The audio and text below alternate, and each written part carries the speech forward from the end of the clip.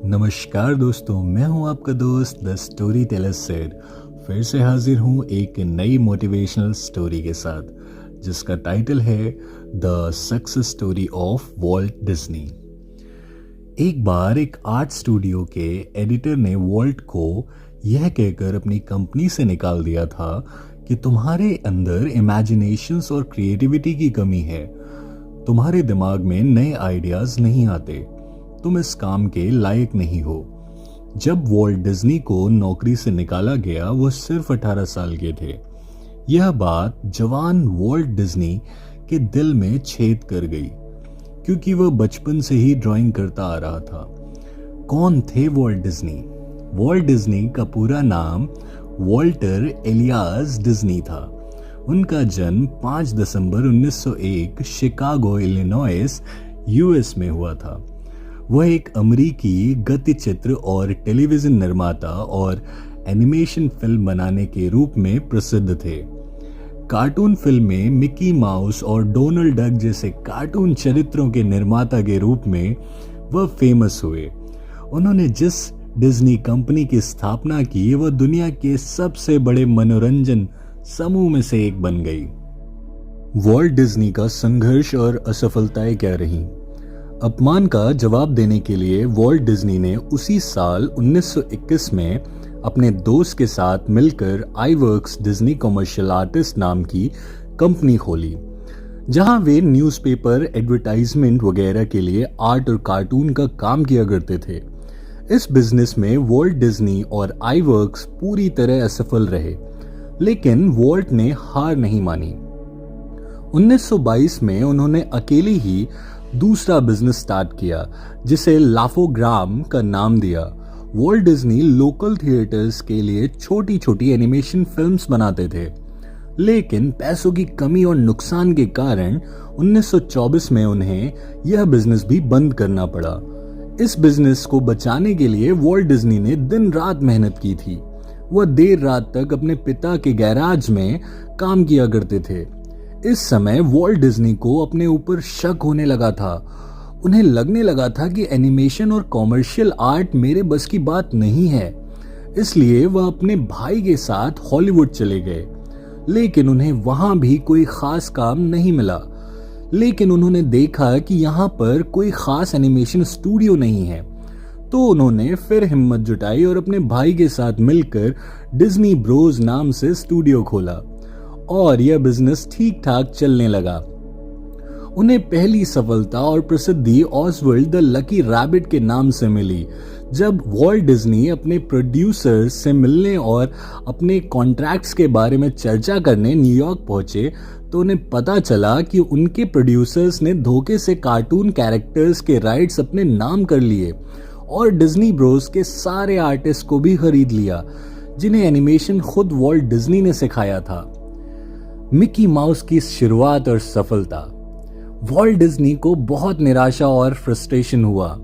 यहां तक पहुंचने के लिए वॉल्ट डिज्नी ने 8 साल कड़ी मेहनत की थी। एक ऐसा भी समय था जब वह ऑफिस में ही जमीन पर सोया करते थे और ट्रेन स्टेशन पर नहाया करते थे। लेकिन वॉल्ट डिज्नी ने बड़े स्टूडियो से लड़ने की जगह अपनी क्रिएटिव एनर्जी को नए प्रोजेक्ट्स की तरफ मोड़ दिया।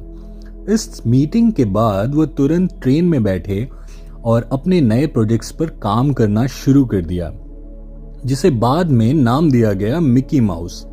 मिकी माउस को वॉल्ट डिज्नी ने कड़ी मेहनत और लगन से एनिमेट किया और आवाज भी खुद ही दी। यह सब उन्होंने अकेले ही किया क्योंकि कंपनी में कोई बचा ही नहीं था। जब डिज्नी साहब ने मिकी माउस का आइडिया अपने डिस्ट्रीब्यूटर्स को बताया तो कोई उनके साथ काम करने के लिए तैयार नहीं हुआ। डिस्ट्रीब्यूटर्स का कहना था कि लोग बड़े पर्दे पर चूहे जैसे कुतरने वाले जीव को देखना पसंद नहीं करेंगे, क्योंकि वॉल्ट डिज्नी को धुन सवार थी। जब मिकी माउस की कंपनी की फिल्म तैयार हुई तो कोई भी बैंक उनको फाइनेंस करने के लिए तैयार नहीं था। फिर वॉल्ट डिज्नी सभी जगह घूम घूम कर अपनी फिल्म और कॉन्सेप्ट की बात करते। 300 मीटिंग्स के बाद एक बैंक मुश्किल से तैयार हुआ उन पर पैसा लगाने के लिए। 6 साल की कड़ी मेहनत के बाद 18 नवंबर 1928 को मिकी माउस थिएटर में पेश की गई, जिसने वॉल्ट डिज्नी को एक अलग पहचान दी। ऐसा नहीं था कि वॉल्ट डिज्नी को असफलता और धोखे से तकलीफ नहीं हुई। मिकी माउस के सफल होने के बाद भी उनकी कंपनी कर्जे में ही डूबी रही। उन्हें रात में नींद नहीं आती थी, वह फोन पर बात करते करते रो दिया करते थे या मीटिंग और रिहर्सल्स में कंसंट्रेट नहीं कर पाते थे। लेकिन उनमें एक खासियत थी जिस कारण वह छोटी बड़ी सारी परेशानियों से निकल पाए। वॉल्ट डिज्नी अपने फेलियर के बारे में खुलकर बताते थे। उनका फेलियर से लड़ने का तरीका था कि वह असफलता और कठिनाई के समय पर वह और बड़ा विजन देखते हैं और पूरे उत्साह से उसे पूरा करने में लग जाते हैं। मिकी माउस के बाद जब डिज्नी कंपनी 4 मिलियन के कर्जे में डूबी थी, तब वॉल्ट डिज्नी साहब ने पहली full length animated feature film बनाने की ठानी। फिर जब उन्होंने लोग उठाए और 3 साल की मेहनत और नए रियलिस्टिक एनिमेशन की खोज करने के बाद 1937 में snow white and the 7 dwarf release हुई और यह फिल्म अत्यंत सफल रही।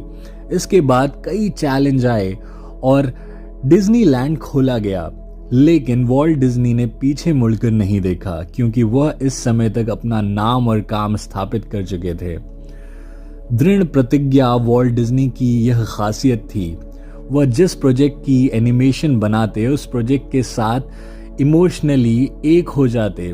फिर कितनी भी सलाह, परेशानियां और रुकावटें आए, उनका विचार नहीं बदलता था।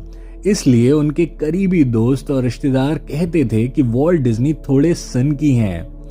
उनकी दूसरी खासियत थी प्रिजर्वेरेंस, यानी लगातार एक्शन लेना।